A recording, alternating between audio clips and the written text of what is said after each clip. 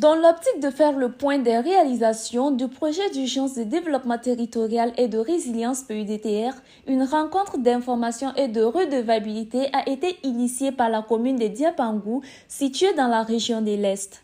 L'activité, tenue le vendredi 26 juillet 2024, a permis aux représentants des conseils villageois de développement CVD et aux services techniques déconcentrés de partager leurs expériences, d'exprimer leurs besoins et de formuler des suggestions pour améliorer l'impact du projet dans la commune de Diapangou.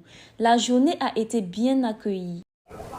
Je pense que la journée était vraiment la bienvenue au regard de la taille des investissements faits par PUDTR dans la commune de Diapangou et regard également du fait que ça a embrassé plusieurs secteurs, aussi bien l'eau, les pistes rurales, l'assainissement, la santé, l'éducation.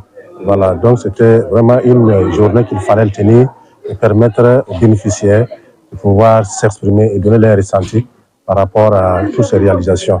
Donc c'était un exercice important qui témoigne donc de la bonne gouvernance et qui donne également des informations qui vont amener l'autorité à pouvoir également bien orienter son action de telle sorte à pouvoir donner satisfaction aux communautés. C'est une première pour moi de voir un partenaire qui réalise des activités, des infrastructures et qui fait appel aux acteurs directs pour essayer de voir quelles sont les difficultés qu'ils rencontrent.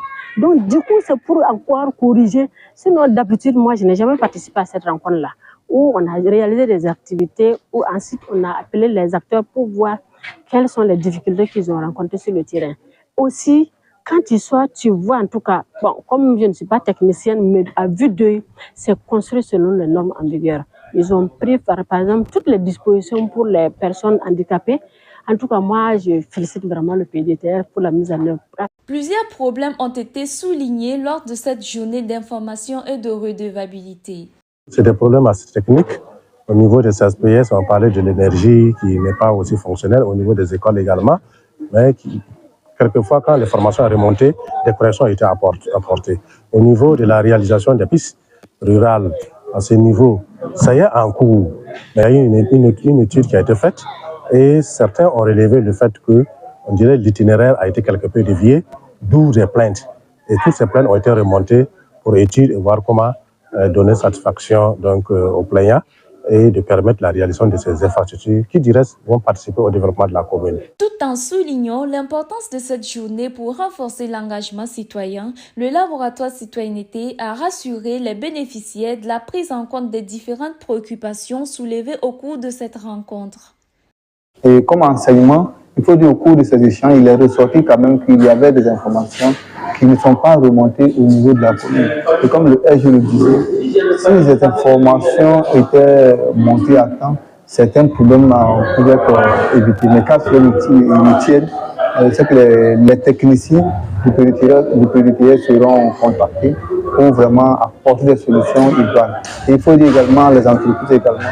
Vu quand même que les réceptions définitives ne sont pas encore prononcées, cette rencontre va permettre vraiment d'attirer l'attention des entreprises pour je dirais même la correction des imperfections qui ont été signalées avant même de prononcer la réception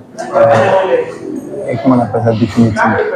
En définitive, cette journée d'information et de redevabilité a ainsi permis de faire le point sur les réalisations du PUDTR dans la commune de Diapangou, tout en offrant une opportunité précieuse aux bénéficiaires d'exprimer leurs préoccupations et de participer activement à l'amélioration des conditions de vie de leur commune.